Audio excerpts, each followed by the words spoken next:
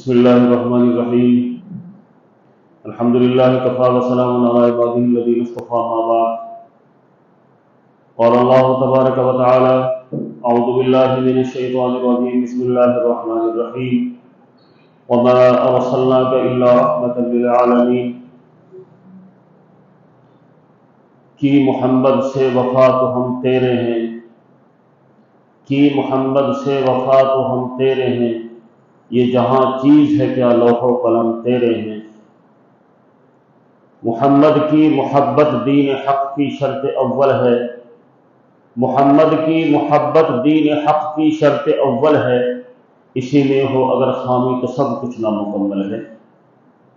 میرے محترم مدرسے کے اساتذہ کرام اور عزیز طلباء اور ہمارے مہمان محترم، آج کا ہمارا یہ پروگرام جو سیرت النبی کے عنوان سے منعقد ہوا ہے، ہر ہفتہ جمعرات کو طلباء کی انجمن ہوا کرتی ہے،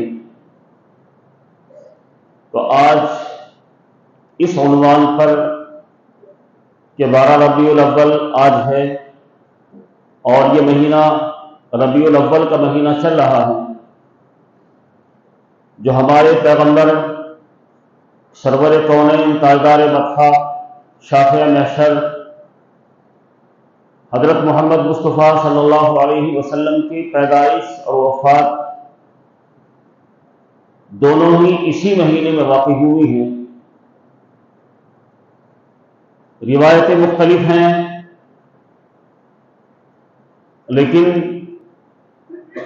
مہینے کے اعتبار سے کوئی اختلاف نہیں ہے کہ ربیع الاول کا مہینہ تھا اور 9ویں تاریخ تھی، پیر کا دن تھا، جس میں ہمارے رسول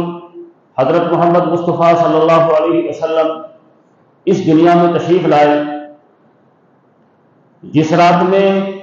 آپ صلی اللہ علیہ وسلم اپنی والدہ حضرت آمنہ کے بطن سے باہر تشریف لائے تو پورا جہان روشن تھا۔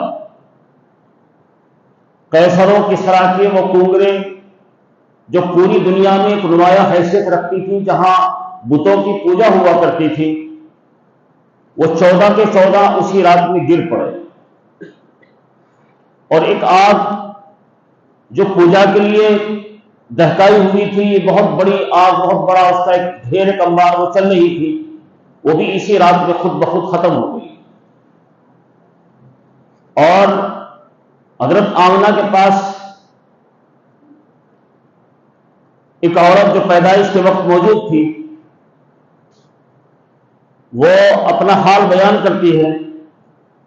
کہ میں نے نبی کریم صلی اللہ علیہ وسلم کی پیدائش کے وقت جو خاص بات محسوس کی وہ یہ تھی کہ ایک سکون کا سما تھا اور ستارے ایسے جھکے ہوئے تھے کہ ایسا محسوس ہو رہا تھا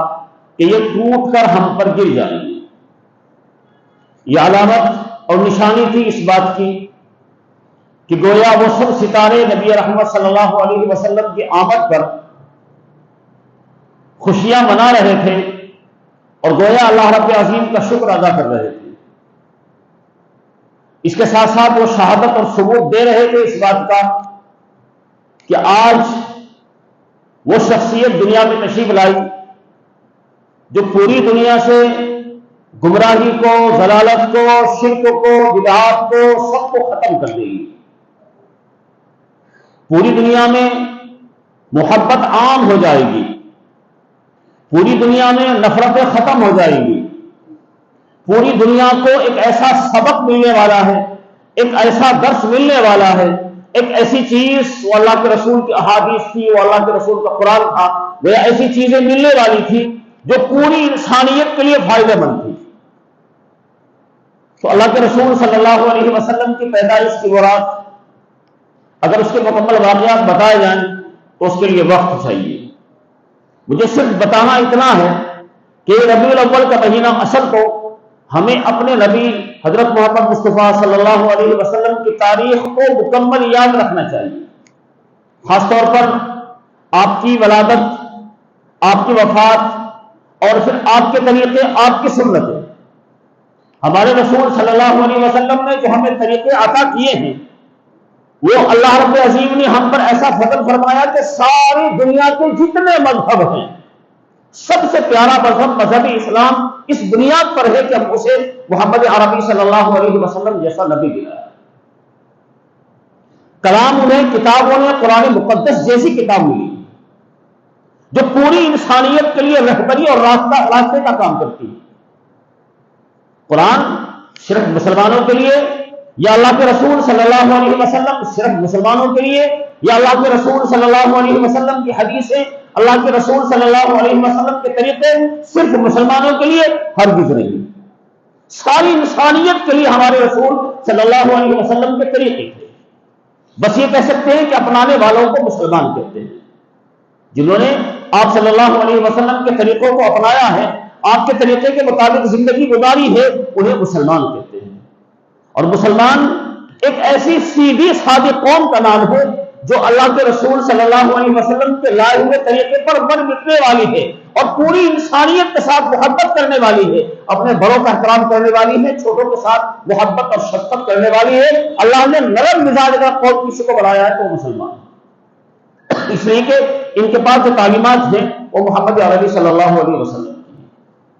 اس لیے بچوں ایک تو یاد رکھیں کہ اس ربیع الاول کے مہینے میں ہمارے پاک پیغمبر دنیا میں تشریف لائے،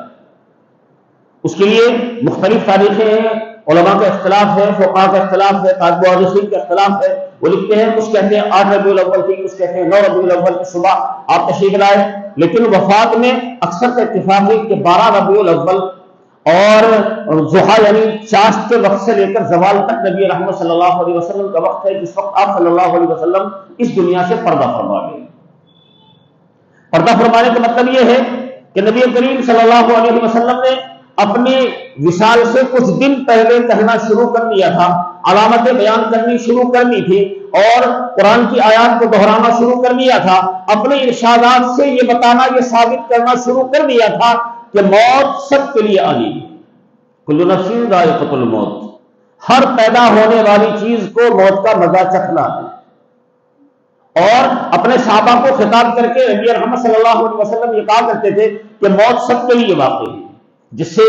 صحابہ کرام سمجھ جاتے تھے کہ نبی کریم صلی اللہ علیہ وسلم کا اشارہ کیا ہے۔ چنانچہ قرآن مقدس کی الیوم اکملت لکم دینکم واتممت علیکم نعمتی ورضیت لکم الاسلام دینا، جب یہ قرآن مقدس کی آیت نازل ہوئی تو سیدنا ابو بکر صدیق رضی اللہ تعالیٰ اللہ ان کی فراست ایمانی کو میں اتنی زبردست ان کی فراست ایمانی تھی، جب وہ ان آیات کو نبی کریم صلی اللہ علیہ وسلم کی زبان سے سن رہے تھے، ان کی آنکھوں میں آنسو جاری تھے۔ صحابہ کہتے تھے کہ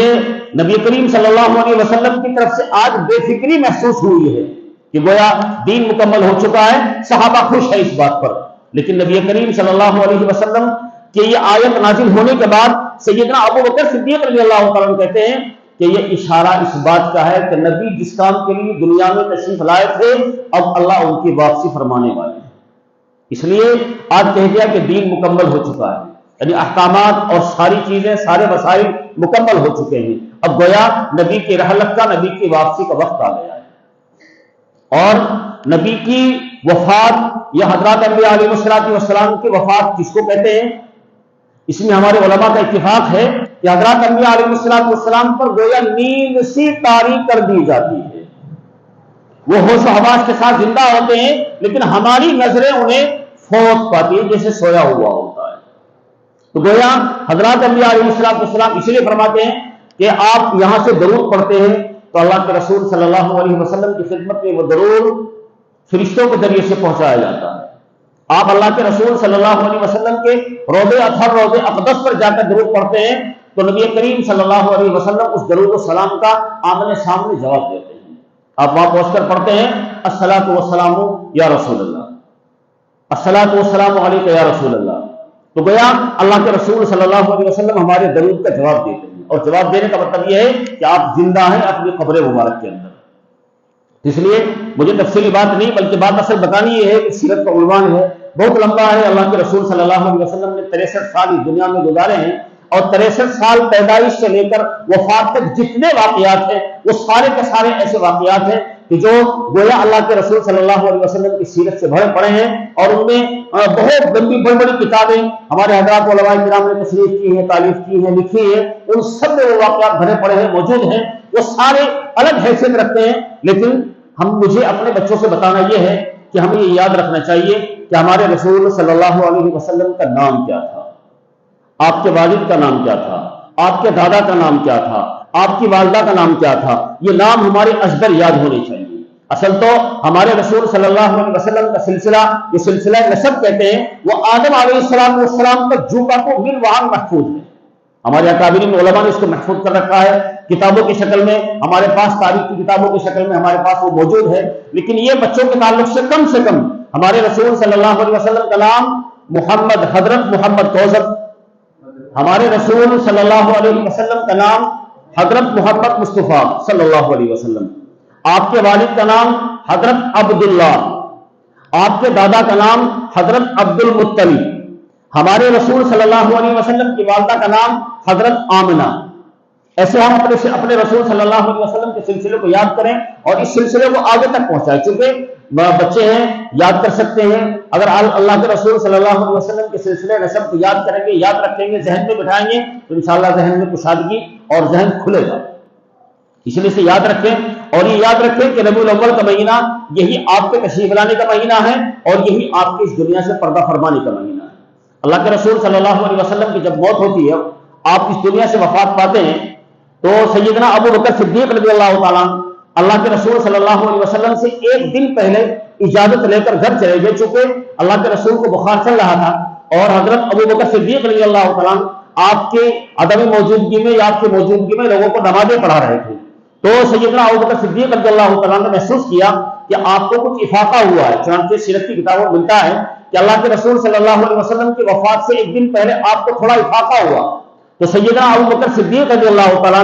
اللہ کے رسول سے اجازت لے کر گھر چلے گئے، جو تقریباً وہاں سے 1 کوس کے فاصلے پر تھا۔ تو جیسی صبح کے وقت چاش کا وقت ہو یا زوال سے پہلے کا وقت ہو، اللہ کے رسول کا پردہ ہوا تو آپ کو اطلاع دی گئی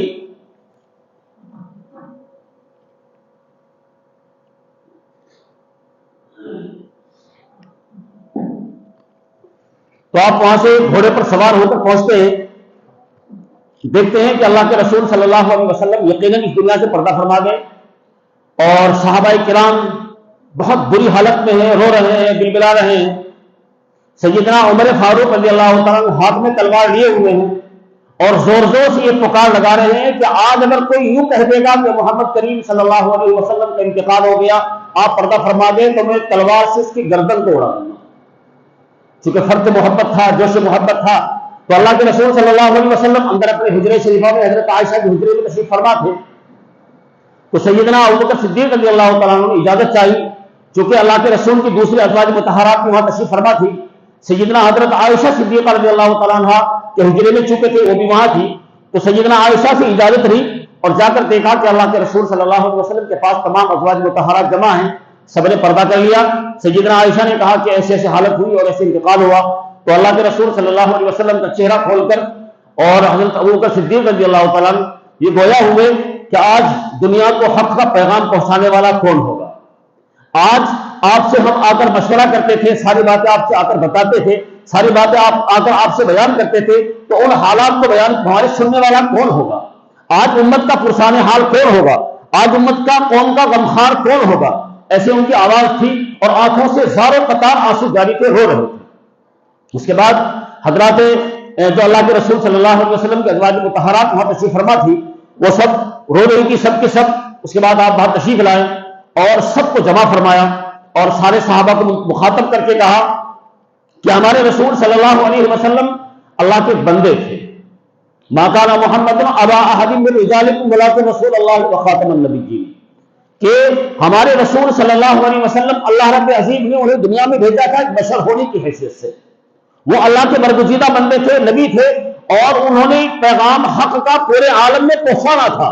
اب یہ 1,24,000 کی تقریباً ایک مقدار ہے صحابہ کرام کی، یہ اس کام کے لیے ہے کہ آپ کے پیغام کو آگے بڑھائیں گے، اگر یہ حزن اور غم کے حزن اور غم میں اس ملال میں گھر بیٹھ گئے اور غم لے کر بیٹھ گئے تو اس دین کو، اس شریعت کو، اس قرآن کو، ان اللہ کے رسول صلی اللہ علیہ وسلم کی احادیث کو آگے پہنچانے والا کون؟ تو اللہ کے رسول صلی اللہ علیہ وسلم کے اس جلیل القدر صحابی سیدنا ابوبکر صدیق رضی اللہ تعالیٰ عنہ نے سب کو جمع کیا، سب کو تسلی دی، خاص طور پر حضرت عمر فاروق رضی اللہ تعالیٰ عنہ جو فرق محبت میں، جوش میں بالکل تلوار بے نیام کے ساتھ تھے، اور یہ زبان پر تھا جو یوں کہے گا کہ اللہ کے رسول صلی اللہ علیہ وسلم کو موت واقع ہو گئی تو میں اس کی گردن اڑا دوں گا۔ انہیں قریب لگا کر سمجھایا، بتایا کہ آپ کو اللہ کے رسول صلی اللہ علیہ وسلم کی وہ احادیث یاد نہیں ہے، قرآن کی وہ آیت کل نفس ذائقۃ الموت یاد نہیں ہے، تو ایسے سمجھایا، قریب لگایا۔ اس کے بعد پھر آپ صلی اللہ علیہ وسلم کی تجہیز و تکفین کا سلسلہ شروع ہوا، یعنی آپ صلی اللہ علیہ وسلم کو نہلانا شروع کیا گیا۔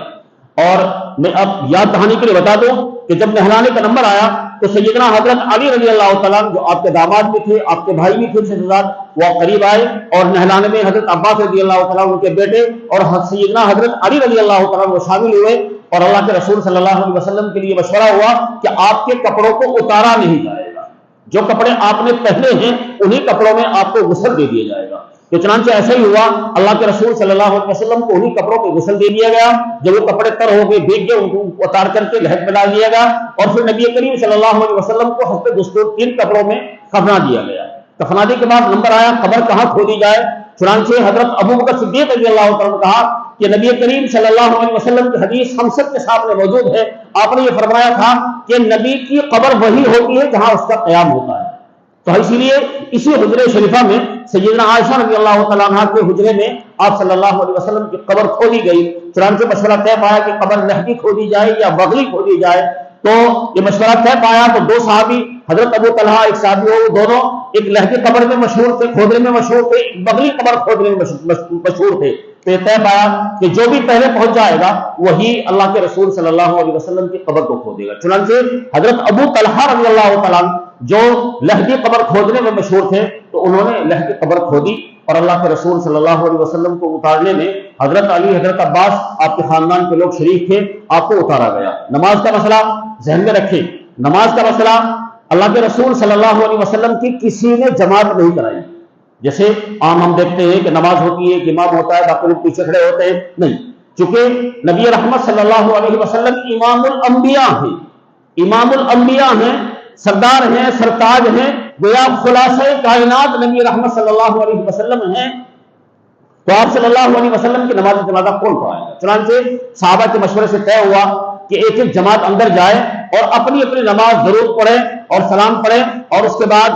دعا پڑھے، اس کے بعد باہر آ جائے۔ تو گیا تنہا نبی رحمت صلی اللہ علیہ وسلم کے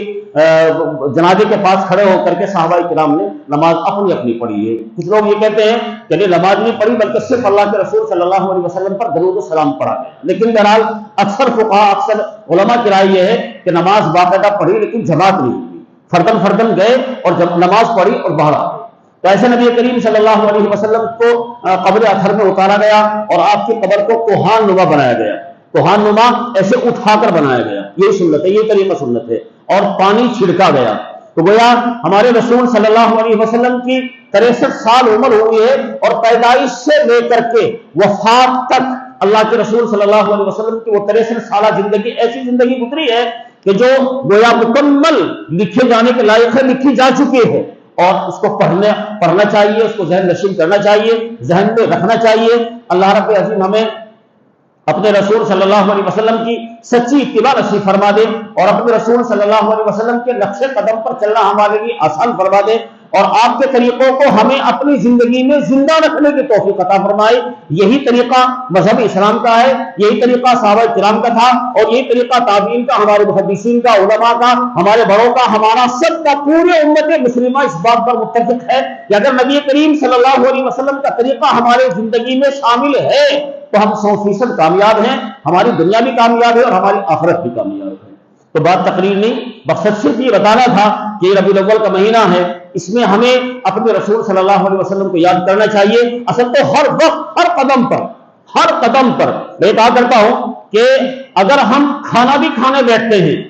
کھانا کھانے بیٹھتے ہیں، دسترخوان لگاتے ہیں تو دسترخوان ایک رسم رواج سمجھ کر نہیں بلکہ یہ سمجھ کر دسترخوان لگائیں میرے رسول صلی اللہ علیہ وسلم کا طریقہ ہے، مجھے کھانا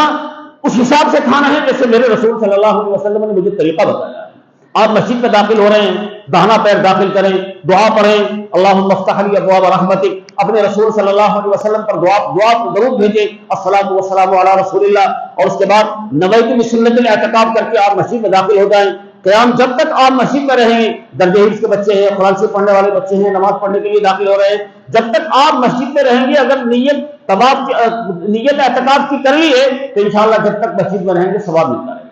اس لیے ہر طریقے میں جہاں بھی آپ جاتے ہیں، آپ کہیں راستے میں چل رہے ہیں، اپنے رسول کا طریقہ تلاش کریں۔ میرے رسول صلی اللہ علیہ وسلم گردن جھکا کر چلتے تھے، نیچے دیکھ کر چلتے تھے، راستے میں کوئی تکلیف دینے والی چیز ملتی تھی اسے ہٹا کر چلتے تھے۔ میرے رسول صلی اللہ علیہ وسلم ایک کنارے سے چلتے تھے۔ میرے رسول صلی اللہ علیہ وسلم اپنے بڑوں چھوٹوں کو سلام کرتے ہوئے چلتے تھے۔ تو مجھے طریقہ تلاش کرنا ہے۔ میرے رسول صلی اللہ علیہ وسلم چلتے تھے، کیسے چلتے تھے؟ ہم یہاں سے گھر جا رہے ہیں، کوئی بڑا چھوٹا بھائی یا کوئی بھی مل رہا ہے، اس کو سلام کر رہے ہیں، ایک راستے سے جا رہے ہیں، نیچے گردن کر کے جا رہے ہیں، کوئی تکلیف دینے والی چیز راستے میں پڑی ہوئی ہے، کانٹا ہے، پتھر ہے، ڈیرا ہے، اسے ہٹاتے ہوئے چلنا ہے، کوئی شور شرابہ کرتے ہوئے نہیں چلنا ہے۔ یہ طریقہ ہمارے رسول صلی اللہ علیہ وسلم کا تھا۔ ہمارے رسول صلی اللہ علیہ وسلم کھاتے کیسے تھے اس میں طریقہ تلاش کریں۔ ہمارے رسول صلی اللہ علیہ وسلم آرام کیسے فرماتے تھے وہ طریقہ تلاش کریں۔ ہمارے رسول صلی اللہ علیہ وسلم داہنی کروٹ پر لیٹتے تھے، دایاں بازو اپنی دائیں طرف سر کے نیچے دبا کر لیٹتے تھے اور دعا پڑھتے تھے، اللہم بسمک اموت واحیا، اور کچھ معمولات کر کے سویا کرتے تھے، اپنے جسم پر ہاتھ پھیر کر سویا کرتے تھے، معوذتین پڑھتے تھے، آیت الکرسی پڑھتے تھے، سورہ فاتحہ پڑھتے تھے۔ ایسے ہم بھی لیٹتے وقت اس کا اہتمام کریں۔ ہمارے رسول صلی اللہ علیہ وسلم جب بیدار ہوتے تھے تو آپ دعا پڑھتے تھے فوراً اٹھتے ہی، الحمدللہ الذی احیانا بعد ما اماتنا والیہ النشور۔ یہ ہم سب کے دعا یاد ہونی چاہیے۔ اٹھنے کا طریقہ یہ ہوتا تھا، اٹھنے کے بعد سب سے پہلے اپنے ہاتھوں کو گٹوں تک دھوتے تھے، اس کے بعد برتن میں ہاتھ ڈالتے تھے، اس کے بعد برتن کو اٹھاتے تھے۔ یہ ہمارے رسول صلی اللہ علیہ وسلم کا طریقہ تھا۔ گویا پوری زندگی انسان کی اگر بندہ چل رہا ہے، دیکھ رہا ہے، تو یہ تصور رکھے میرے رسول کا طریقہ اس میں تھا کیا۔ بس اگر ہم یہ تلاش کرتے رہیں گے انشاءاللہ تو نبی کریم صلی اللہ علیہ وسلم کو ہم سے محبت ہو جائے گی۔ اور اگر یاد رکھیں، اگر ہم سے نبی کریم صلی اللہ علیہ وسلم کو محبت ہو گئی، ہماری دنیا بھی کامیاب ہے، ہماری آخرت بھی کامیاب ہے۔ ہماری دنیا بھی کامیاب ہے اور ہماری آخرت بھی کامیاب ہے۔ ایک صاحب کا قصہ، ہمارے حضرت شیخ مولانا عمر یونس صاحب نور اللہ مرقدہ سہارنپور میں شیخ الحدیث تھے۔ ان کے پاس ایک شخص آئے جو حضرت شیخ الحدیث مولانا زکریا صاحب کے خلیفہ تھے، تو انہوں نے آ کر کے حضرت سے شکایت کی کہ حضرت کسی بھی کام میں، کسی بھی عمل میں کہیں بھی طبیعت نہیں لگتی، طبیعت اداس رہتی ہے، پریشان رہتی ہے۔ تو حضرت شیخ مولانا یونس صاحب کہتے ہیں کہ میں نے ان سے کہا کہ مدینے والوں کو راضی کر لو، اللہ راضی ہو جائیں گے، اور جب اللہ راضی ہو جائیں گے تو عبادات میں مزہ آنے لگے گا۔ تو وہ بزرگ کہتے ہیں کہ میں نے حضرت سے سوال کیا کہ حضرت آپ مجھے یہ تو بتا دیں مدینے والا راضی کیسے ہو سکتا ہے؟ کہ مدینے والا راضی تب ہوگا جب آپ ان کے طریقوں کو اپنی زندگی میں شامل رکھیں گے، ان کے طریقوں کو زندہ رکھیں گے اور ان پر درود بھیجیں گے۔ تو حضرت شیخ بتاتے ہیں کہ وہ شخص کچھ دن کے بعد میرے پاس آیا اور آ کر یہ کہا کہ حضرت آپ کو اللہ رب العزیز خوب جزائے خیر عطا فرمائے، مجھے آپ نے ایک صحیح راستہ بتایا، میں نے مدینے والوں کو راضی کر لیا۔